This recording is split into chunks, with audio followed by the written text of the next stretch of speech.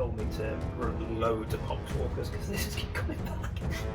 I'm tempted to run in the veterans against the poxwalkers. Oh yeah, we didn't count all that. It doesn't matter because they're both dead. There's one of them dead, there's two of them dead. I'm getting this poxwalker back. Oh. Hang on, so I get one more poxwalker. Oh shit, I want some poxwalkers. Honestly, do I try and kill the poxwalkers? The Imperium's finest t-shirts gives me nothing. So clearly my Tanith have butted heads against poxwalkers more than a few times. I've lost many veterans, as well as Gaunt and Rawn on at least one game each. But you don't just lose a soldier to the poxwalker, they become one as well. So hi, I'm ED-SKaR, and this is a poxwalker model that I've nagged Ratman to let me turn into a Gaunt's Ghost Trooper. As you can see, I picked one in a boiler suit, the closest to an Imperial Guard uniform without some serious conversion work. It has a great big knife that's rusting away, handy to represent the decayed straight silver. What I didn't realise at the time was the head, but I'll talk about that later on.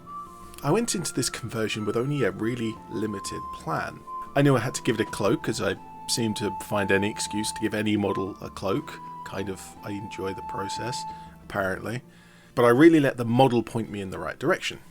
This particular model has a more nurgly, torn up and bloated half, but the other half isn't so decayed. If I can include that in my sculpting and painting, that could be an interesting feature to the model.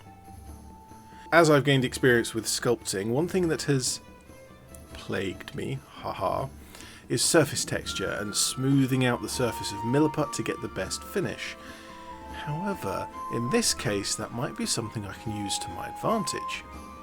Keeping the right side of the cloak nice and clean and smooth, but letting the left side be rough and gnarly.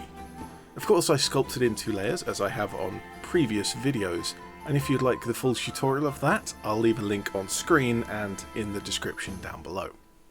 As the rotting flesh and skin is the most important part of painting this model, naturally I avoided it at the start. This wasn't so much being intimidated, but letting my mind brew over the possibilities about how to paint it while painting other parts of the model that I already know, like the cloak, which I've painted nearly 100 of now. The same green highlights as ever, but trying to keep them on the clean right side and letting the left side be darker and dingier. The rest of the uniform was equally familiar, black with grey highlights, and this whole time I realised I hadn't even decided on anything to do with the skin. I nearly painted in some brown for the shadows on the skin when I went around the belts and boots, but I decided against it as I wanted the skin tone to be very different from my living and more healthy models.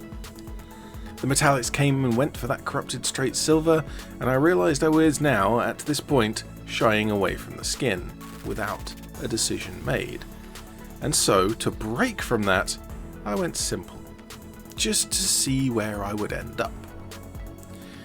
And simple was to mix up some green and some grey to get a close approximation of the primer colour, and to use that for all of the fleshy, bulbous horribleness on the stomach, on the shoulder, and on the hands. And it looked pretty awful, all told. Effectively, I had highlighted into grey, pushing the desaturation, and it didn't quite work how I wanted it to. So I went back to avoiding the skin and carried on with the rest of the model. And the horn protrusions got a simple light brown highlighted into white. But there really wasn't much left of the model to procrastinate over, so I sort of have to get finished on the skin. Well, everyone else likes the idea of throwing a wash over it and calling it done. In this case, I wanted to bring in at least some warm, kind of blood-coloured, maybe a purple, and in this case I have a purple wash. Now, we bought this by mistake a little while ago, but it's come in handy every now and again. And once I painted the purple wash on, the model didn't really look much better at all. Sure, it had a little more contrast and some definition in the recesses as a wash would, but the colour really didn't suit what I was after. And at this point, what finally got my attention was the gas mask and the tank. Some kind of noxious nurgly fumes for sure, but it didn't really fit the model that I had envisioned. Now the tank itself can stay, I don't mind that so much, and as I painted it in metallics, I glazed over a nice little orange to give it a rusted, corroded look, and I did come back and highlight back with some metallics to make it seem at least a little more coherent in that kind of rusty, corroded appearance. But the head really didn't look how I want it to. This kind of stretched rubber, ruined gas hood and goggles just wasn't what I was after. So I went looking for a replacement, a bloated, damaged, wounded head perhaps. A lot of the heads from my bits box will be normal human heads, not really fitting the Nurgle theme, but I did find one. I'd already stuck it to another model, but that's fine, I could pull it off. This would have been a wounded Volpone, but I'm sure I can find another head and paint that up someday.